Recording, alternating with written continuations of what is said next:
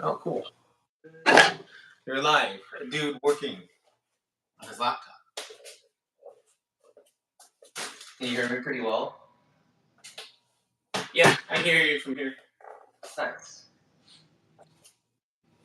Oh, cool.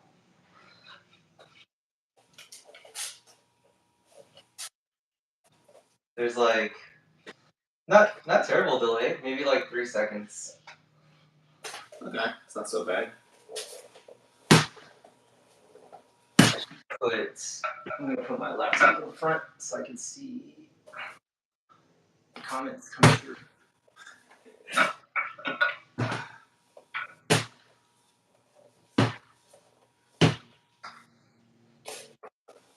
I'm gonna totally smack my laptop.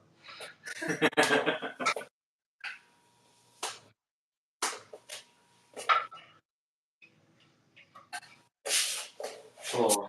I don't have much time, but we can just try this out. All right. Yeah, the reasoning for this type of live stream test is I'm trying to reduce the friction I need to create more content, just being super transparent. So I was figuring maybe a live stream would work. That way I don't have to do, upload to my laptop and edit and blah, blah. So this is going to be Tonfa 101, Introduction to Tonfa. Any questions so far? Is there anyone in chat? I can't see though. No, there isn't. I'll let you know if there's someone in the chat. So, all right. First things first, you need a pair of tonfas, and the easiest way to check tonfa length is this nub here needs to be like at least an inch past your elbow. The reason for that, if it's too short and you try to block something and it doesn't block it, you're gonna hurt really bad. Other than that, that's pretty much the easiest way to measure. And then the next thing you want to think about is I always think about like a fishing position. So my hand is actually cranked downward because that allows me to apply pressure with this pole, this base of the tonfa against my forearm here. Yep. Because you don't want it to be hanging out like this loose and you get hit by something and it rattles against your forearm. So you want it to be as solid of a structure as possible. And that's going to allow you to block things very similar to how you block in karate, right? Unarmed. So you have your outside block, inside blocks, high block, down block, and stuff like that. Question for me. What if I was getting into Tonfa? Does it matter if I get like mine are like, kind of rectangle, I think, and yours are circular? Does it make a difference? You have a recommendation? No, it doesn't make a difference in like getting started, but it's just the applications of it. Well, not applications, but you just want to think rounded structures will go around things and block things in a curved sense, whereas your rectangular tonfas will actually cut through things, right? So it's the same fashion as like some styles they block high block with their palm facing you because there's more meat on there. I would call that similar to like a circular tonfa, whereas your tonfas are more rectangular and they block with the bone facing out, so it has more of a cut to it. So yeah, rectangular would have more chance to cut, and I believe rectangular is a little more old school, more traditional, since it was hard to get like a lathe to kind of round out tonfas. Usually people just shave into rectangular shapes. Cool.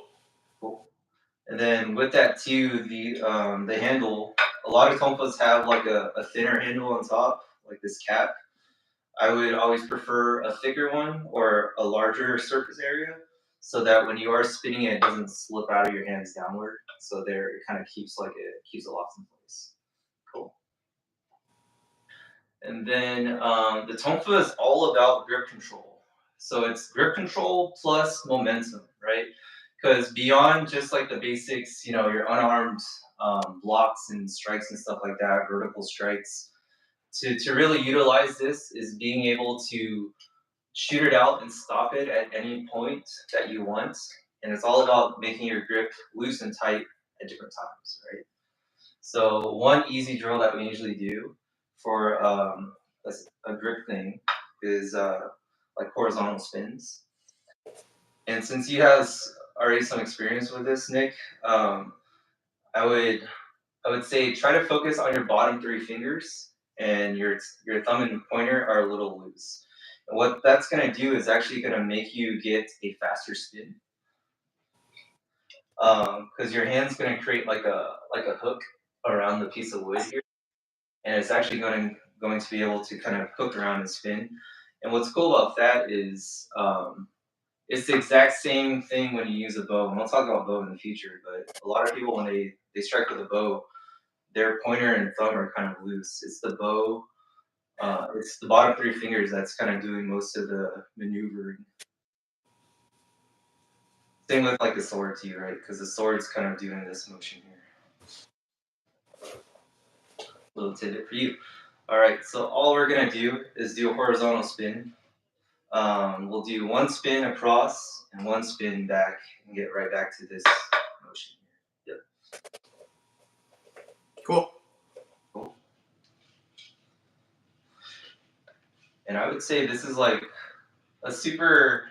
I mean, I took my tonfas out last week just to mess around with them, and just doing these type of horizontal spins has helped me a lot. Just getting the dexterity back in my hands and the sensitivity and stuff.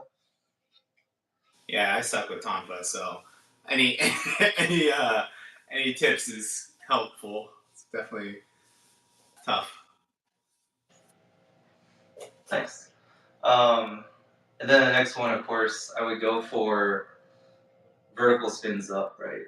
So one thing you can think about is when I do this vertical spin, I'm going to go palm face me, and then I'm going to let it drop, and then palm face out. So I go palm face me, let it drop, palm face out. And you twist out. Is that what? Yeah. Yep. You do it again. Yeah. So after you let it drop here, it's kind of like you're flicking your wrist up at the ceiling, and that's going to bring it right up over your head. Palm facing you, let it drop, and then flick it out, kind of. Yeah, close. So let's try this. So we're gonna go palm face me, and then we're gonna let it drop so that the tip of it falls to the ground. Okay. And then from here, I'm just gonna turn my palm down, and I'm just gonna flick it up towards the ceiling. Okay. So you kind of up, let it go down. There you go. Yeah. And then just up. Back. And it's hard to do it with at this slow pace because there's no momentum. But if I were to break it down as like a figure eight, you're doing half a figure eight. If Okay. that figure eight and up. There you go.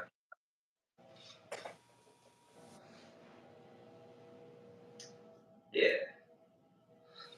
And then that's a good one because you're essentially thinking, how do I generate more force instead of just having it as like a solid stick and just swinging down or swinging up?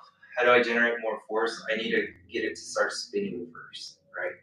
So it's like, so if I get it to start spinning, if I go here, I'm like, it's like big wind up, right? That's kind of what the tank is about. It's a wind up before you strike down. And same thing if I go figure eights and strike down before I go strike down, right? I'm going outside and down. So that little momentum or that swing that happens before the strike is what's carrying it forward and making it a little more impactful. Cool. Any questions on that? No, it's just hard, especially on the left hand. Yeah, for sure. Or your non-dominant hand, I should say. Yeah. Yeah, and then you could kind of extrapolate on that, right? Because if you're thinking figure eight strike, then if I do two figure eights, it'll let me really strike more. You can also, if you have it down like this, you can swing it up on the outside before striking down. If it's already down, you kind of do the double up, and then Yeah, all the way up. You can swing down. yeah, exactly.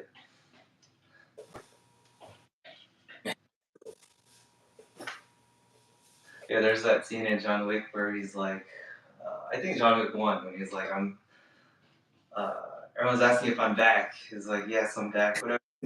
And I'm like, when I picked up the Tonfa again, I was like, man, this feels like home. It's been a while. But yeah, so we had horizontal spins outside, horizontal spins inside. We have vertical spins face you, face out. And then we have vertical spins just from the out and down. Yeah. And then any questions on those?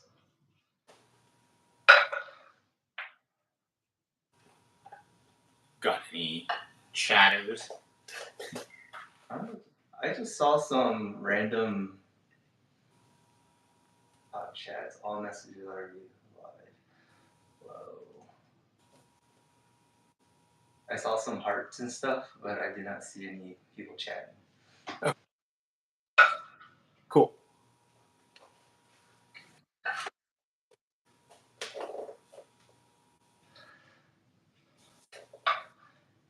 Any other stuff you want to go over? Do you? Oh, someone said something. Hey, what's up? What's up? Uh, He's been commenting on some recent videos. It's cool. Do you ever practice kumite with Tonfas? Oh yeah, it was very scary and it hurt my fingers a lot. Did Tonfa versus Bo a lot. Very rarely for Kobudo or weapon like versus Tonfa. But definitely you want to think about it like just like when you're on guard and you're striking, right? Your front hand is the blocking one. So if you wanted to think, I have a shield here, the one that's blocking and redirecting. You flip it, you have a hook now, right? So you have a hook that you can block and redirect as well. And then that just leads you into your reverse strike. Or if you do block, you can reverse swing, right? And that just makes it super simple because you're thinking my front hand's the blocking one and redirecting, or if it's hooking and it's doing all that, blocking down, striking, and stuff like that. And then your back one's the one that's kind of following up with the strike. if you have a punching bag or something to hit with Tonfa, would you recommend like doing anything with like this just to kind of figure out? Because I know a lot of times like people will practice Kobudo, and then when the first time they like hit something else, it's like whoa, it's kind of bad. Yeah, specifically for Tonfa, you need to be able to, I guess, harness the bounce back, and you know this. So when you hit something with a Tonfa, if you're not like reinforcing it like this against your forearm, let's say this is a very basic strike where you can hit something down and stuff where you block. But if you're hitting something through the spin, if I hit something solid here, it's gonna bounce back. So it actually helps if you're able to harness like the momentum. It actually bounces back, so it redirects it to something, right? Now you're gonna make me hit my Destroy your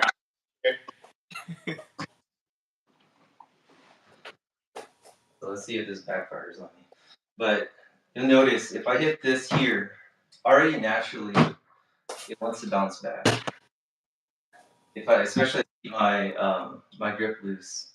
So that means if I know that's gonna happen, then the Tonfa is actually like doing, what do you call it, chip damage or whatever, where I'm bouncing back so I can go on to the next one, right? It's not like a super hit, type of thing. I'm making sure I'm used to it bouncing. Yeah, that's a good question. cool. Yeah.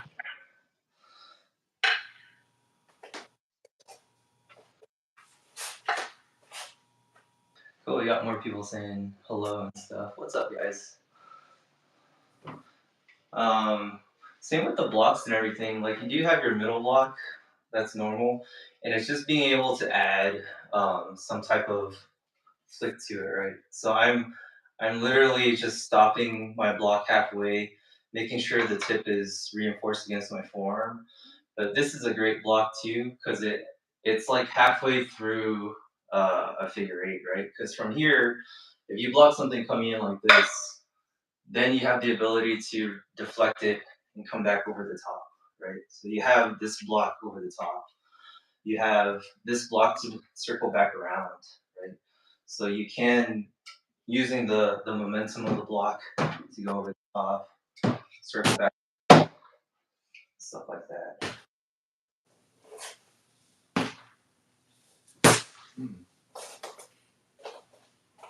Cool. Yeah, I think I got a few more minutes before I got to bounce. But anything else?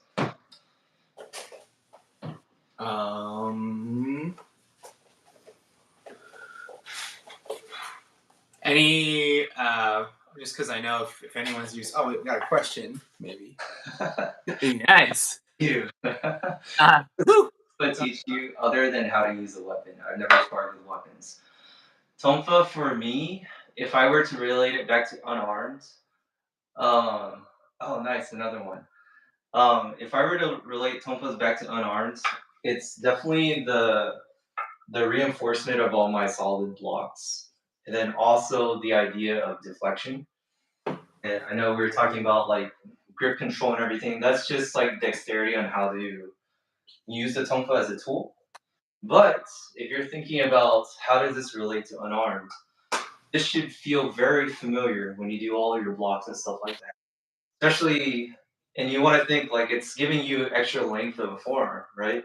Because if I wanted to block something down and I can't reach it, right, I would block it down with the flick of the tonfa. So for me, when the first time I picked up tonfas, it felt very very natural to me, especially like all these type of blocks because you're already doing it. Um, and it's also like reinforcing that shell too, right? Because you're like, it's just a more solid guard as a.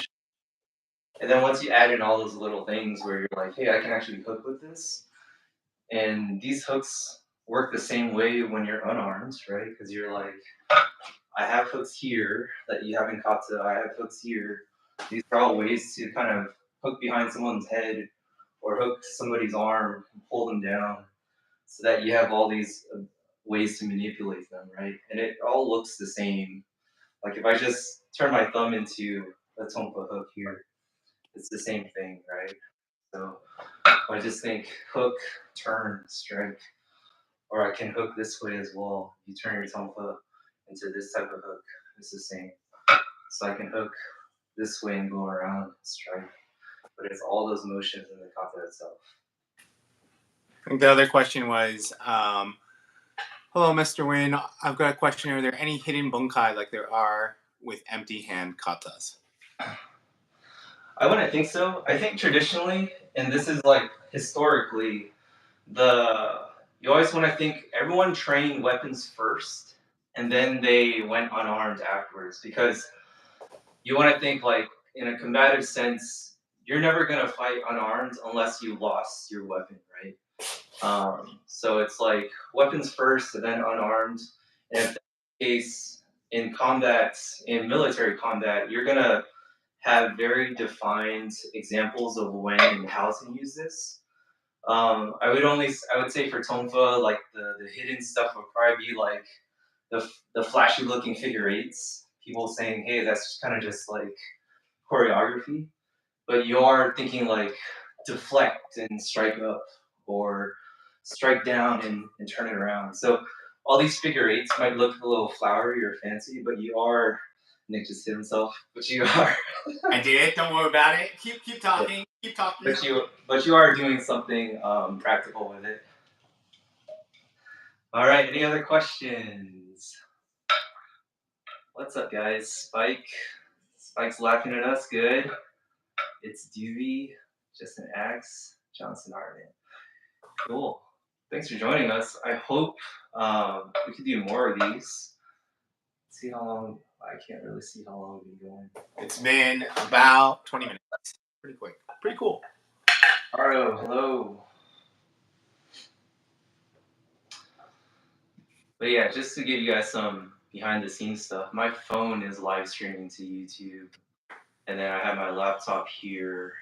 So I'm essentially, like I said in the beginning, I'm trying to figure out how to push out more content, more meaningful content. I was thinking about that today too. I don't want to just push out videos just for views, but if it's helpful for somebody out there, we'll just keep doing this.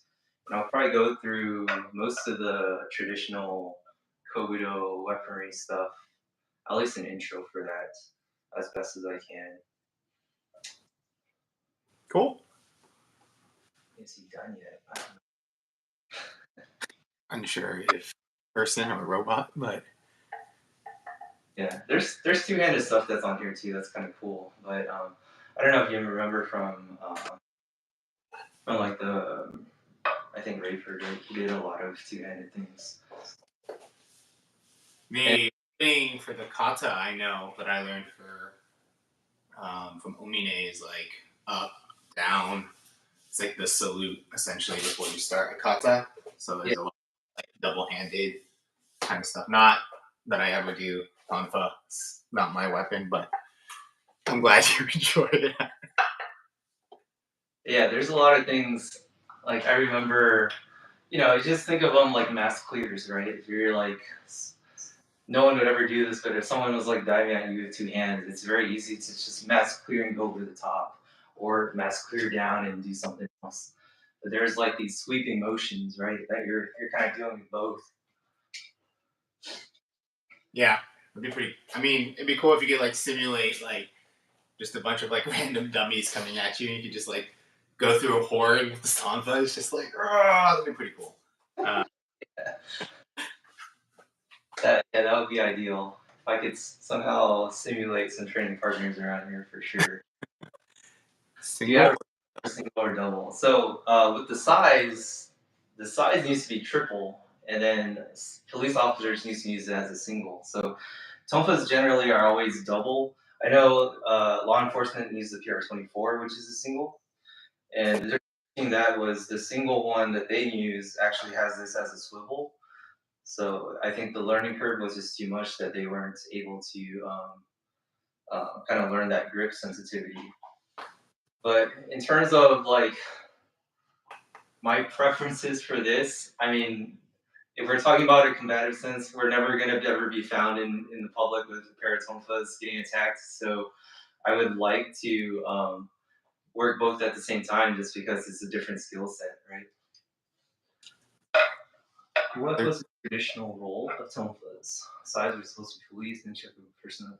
So tonfas were actually, I mean, there's like the historical legend of it where everything were kind of like farming implementations, farming tools. But tonfas were actually in Chinese martial arts too, prior to all that. So all these generally are converted over from old kung fu, right?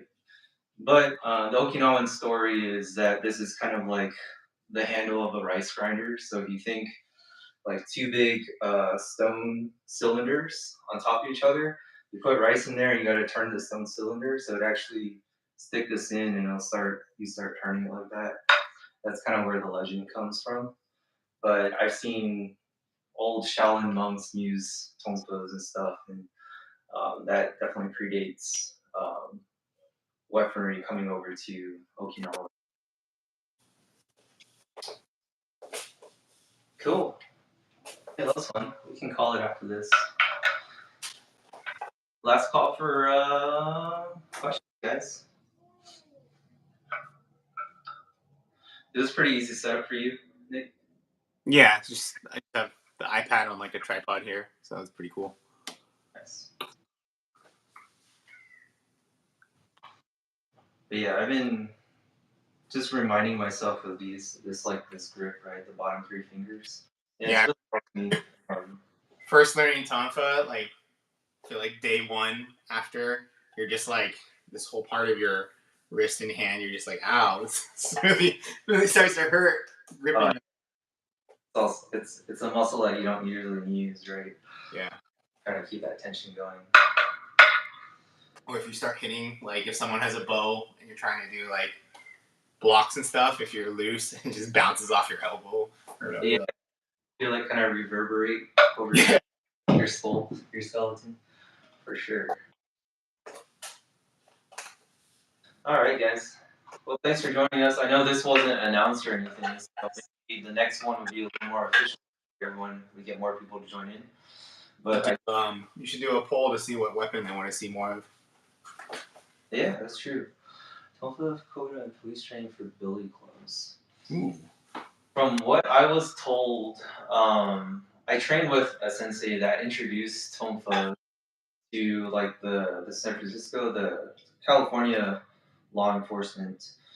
I don't know if it was to replace it, but I think it's just like another secondary, right? Because you always want to think um, all the tools on their belts are kind of options they can use in law enforcement. Like you have a taser gun, you have your actual pistol. This was just another option given to people to use, right? And they did do a lot of, like wrist locks, joint locks, type of takedowns, these things where they grab behind someone and reinforce with their own hand, pull them down.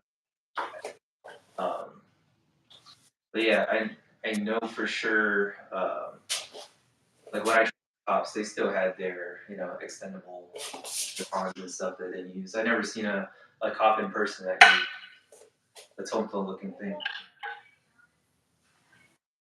Tonfa techniques from Kobudo used in police training for really. Yeah, so let me answer that a little better. Um, uh, so once you understand Kobudo, you'll realize it's really only like 3 or 4 overarching concepts that happen over and over again, right? So you have a blunt weapon that you can swing. That can be tonfa, bow. You can reinforce that weapon with a rope, like a nunchucks, or you reinforce it with that makes it spin better, right? And then you also have bladed weapons, and you also have hooked weapons, right? So the tonfa is kind of cool because it can be a couple of those things. But again, this can be the same thing as a kama. It's also the end of a sai. Um, at least with the sai, you can actually poke with it, where the tonfa is a little more blunt. But saying all that, it just means like all the weapons in existence are just variations of the same thing. Some of them will give you more range, some of them will give you more advantages over others. But it's kind of all the same thing, and it's also all related to unarmed too. You're doing the same type of motions. You're just assisting your human body with the tool. So we'll definitely get into that more in the future. All right. My favorite food was Tonfa might be my favorite. I would say Tonfa has my heart, but the spear has my brain. Meaning, if I were to go into battle, I would definitely choose spear. But if you were to tell me what's my favorite, I would say Tonfa. Yeah, I feel like any of the long spear or like bow, 90% of like this is a Kobudo, you're defending against a bow because the bow is it's just like you got the range. Yeah. Yeah, and all these weapons were like against swords and stuff. So if you're going against a sword, a katana, then you want to get the longest thing possible. Wait. Naginata? Yeah, that'd be cool to learn. But yeah, that was the rationale. The female always trained Naginata because it's as long as possible, kept them away. Yeah. All right, I gotta go. Hey.